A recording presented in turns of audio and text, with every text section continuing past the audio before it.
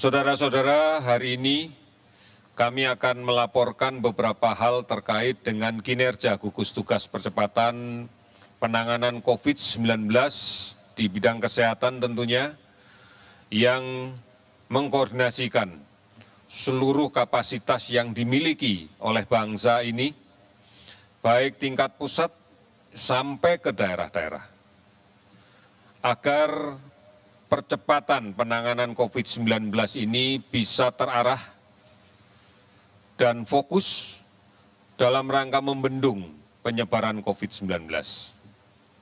Bukan hanya terkait dengan upaya untuk menemukan kasus positif dengan dilakukan pemeriksaan sampel yang masif, serta dilakukan kontak tracing atau penelusuran kontak secara agresif, serta isolasi yang harus kita lakukan manakala kita mendapatkan saudara kita yang positif konfirmasi COVID-19. Kemudian kita juga menginginkan ada perubahan perilaku pada masyarakat dalam rangka untuk mendapatkan layanan konsultasi medis.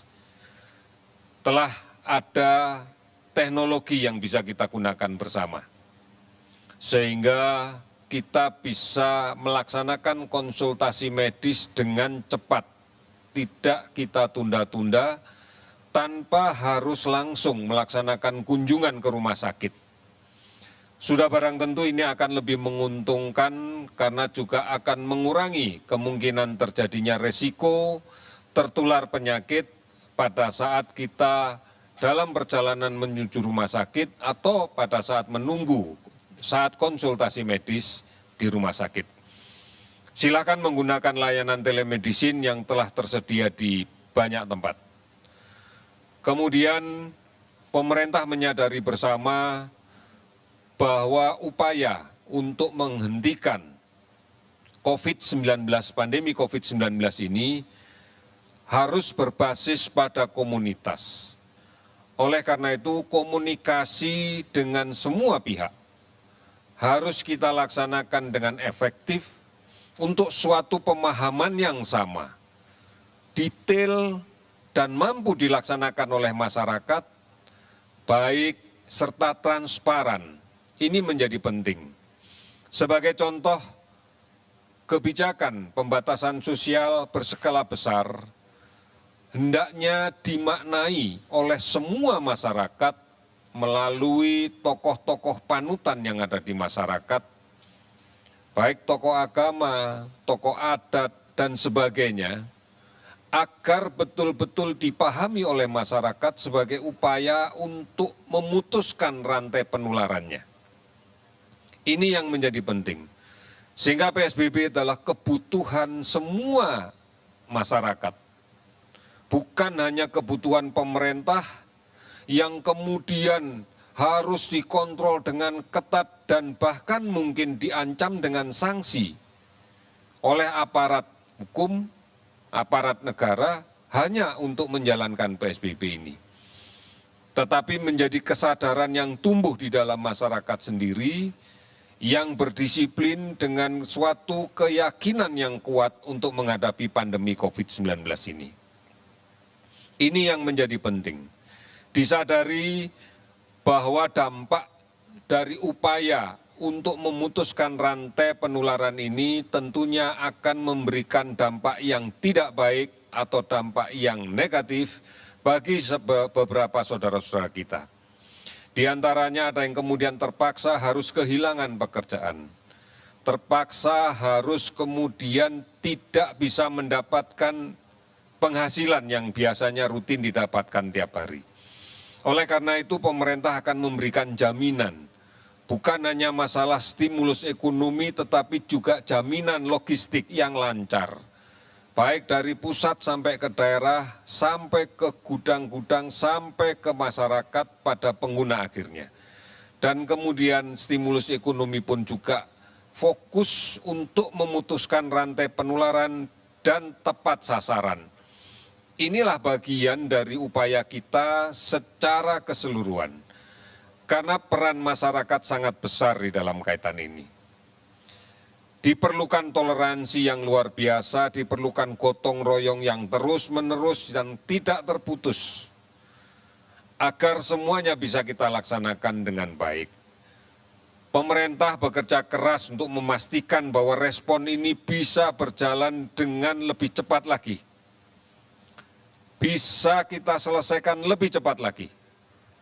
Jejaring pengaman sosial bisa melindungi masyarakat yang membutuhkan.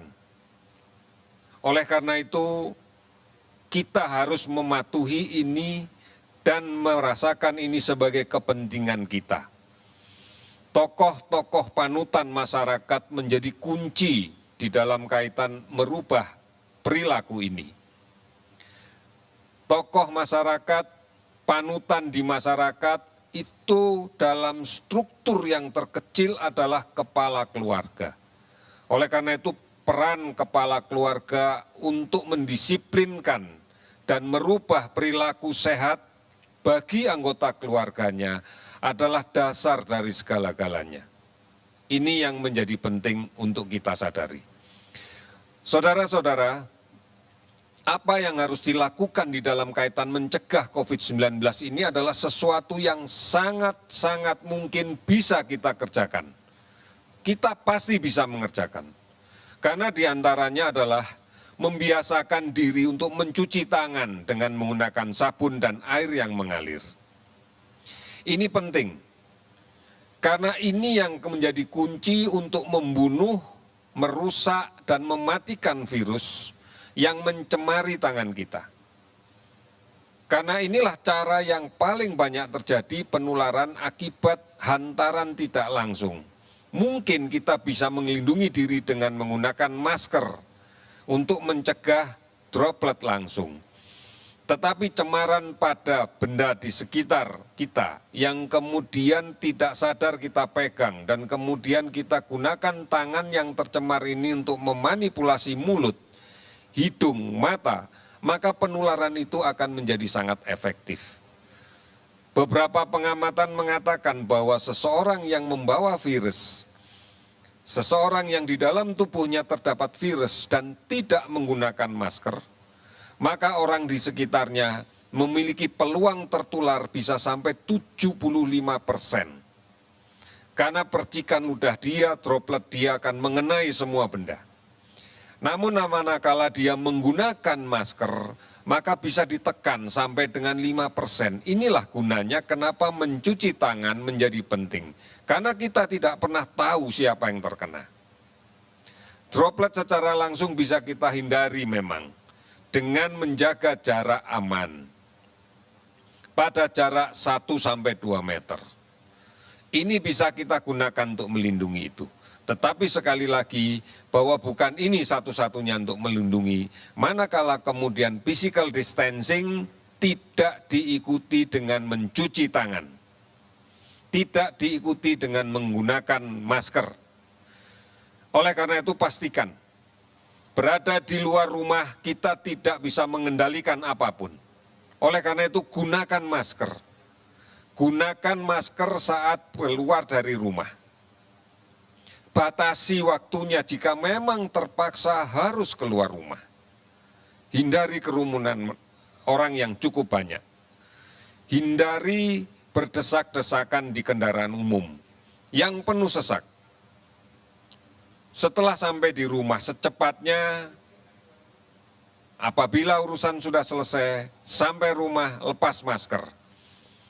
Cuci tangan dengan sabun dan air yang mengalir, serta gunakan masker yang baru.